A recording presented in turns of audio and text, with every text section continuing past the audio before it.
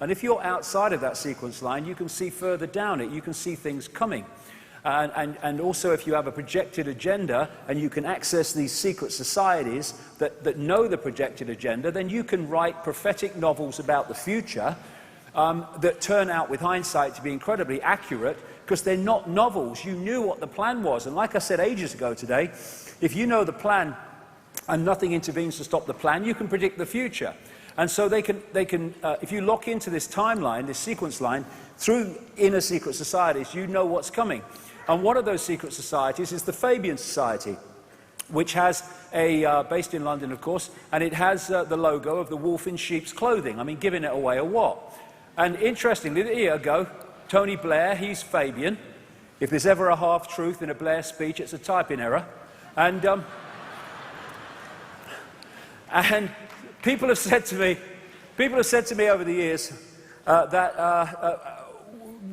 give me some books that would tell us what this plan is and where he wants to go. Well, here's two. 1984, George Orwell, that's the police state and all that stuff, perpetual war part of it. Then there's Aldous Huxley, that's 1932, that's 1948. Brave New World, that's all the drug and genetic and mind manipulation part of it. And it just so happens that George Orwell, Eric Blair, went to Eton College, and his tutor in French at one point was Aldous Huxley, who introduced him to the Fabian Society, and that's where they got their information about the projected agenda. And he wrote to almost to his death to try to expose it. And some people say, and they may well be right, that 1984 is code because 1984 was the 100th anniversary of the Fabian Society. So when you can get access to this projected agenda, you become an instant prophet. And there was a man in 1969 called Dr. Richard Day, and he was a Rockefeller insider. The Rockefeller family, massively part of this. And he worked for Planned Parenthood and all this stuff, which is a Rockefeller organization. And so he had the inside projection. And he, for some bizarre reason, no one seems to know why, he spoke to these pediatricians in Pittsburgh, Pennsylvania in 1969, and he said, put your pens down, don't make any notes, turn off any recording equipment, because I'm going to tell you how the world's going to change. And he proceeded to tell them what was going to happen in the world. And one of the pediatricians did take notes and then typed them up later, and then before he died in 2004, he did some series of interviews saying what Dr. Richard Day had said that night in 1969. And when we look at this, and the one or two things that will follow, anyone that thinks this is not a coordinated agenda for humanity, well, crikey, have a look at it. This is what Dr. Richard Day said, 1969. Technology used for reproduction without sex. Families to diminish importance. Euthanasia and the demise pill. Limiting access to affordable medical care makes eliminating the elderly easier. New difficult to diagnose and untreatable diseases. Suppressing cancer cures as a means of population control. Education as a tool for accelerating the onset of puberty and evolution. Reconstructing education as a tool of indoctrination. More time in schools, but pupils wouldn't learn anything. Controlling who has access to information. Schools as the hub of the community, in other words, taking over from parents in terms of power. Changing laws to promote moral and social chaos. The encouragement of drug abuse to create a jungle atmosphere in cities and towns. Promote alcohol abuse. Restrictions on travel, the need for more jails, no more psychological or physical security, crime used to manage society, curtailment of US industrial preeminence, shifting populations and economies, tearing out the social roots, sports as a tool of social engineering and change, sex and violence inculcated through entertainment, implanted ID cards, microchips, food control, weather control, knowing how people respond, making them do what you want, falsified scientific research, see human-caused global warming, use of terrorism, surveillance, implants, and televisions that watch you, the arrival of the totalitarian global system. Then there was the Frankfurt School that came out of that city in Germany in the 20s and 30s and then went to America.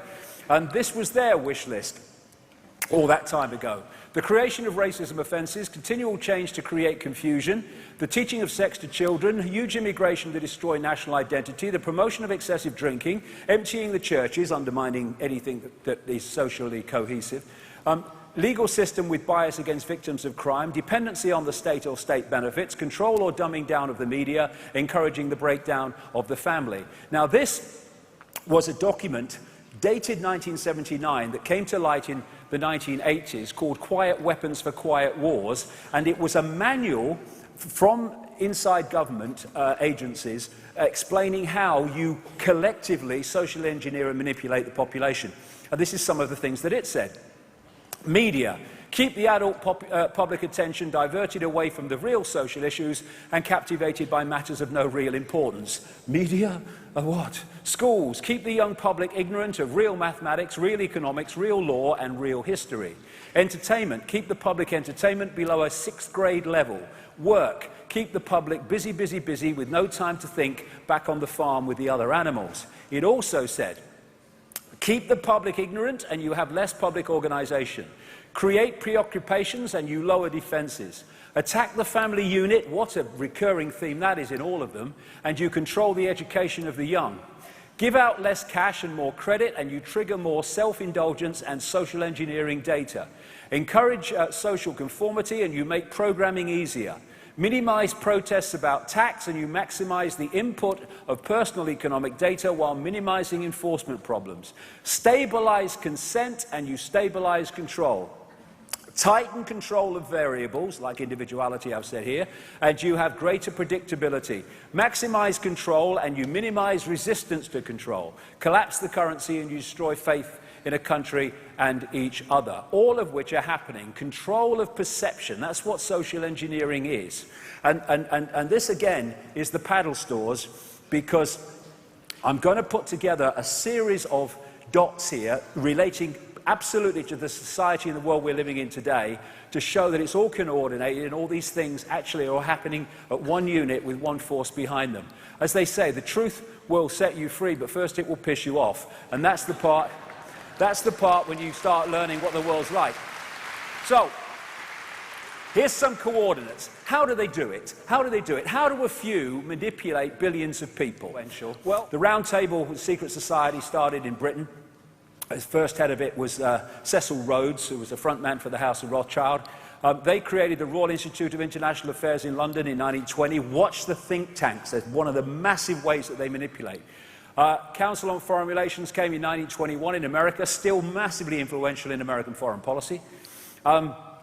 Then the United Nations came, and the Bilderberg Group in 1954, a Trilateral Commission in 1973, and the Club of Rome. I'll come to that eventually in this section, because that was specifically created to use the environment as a means to justify human enslavement and changes in human society.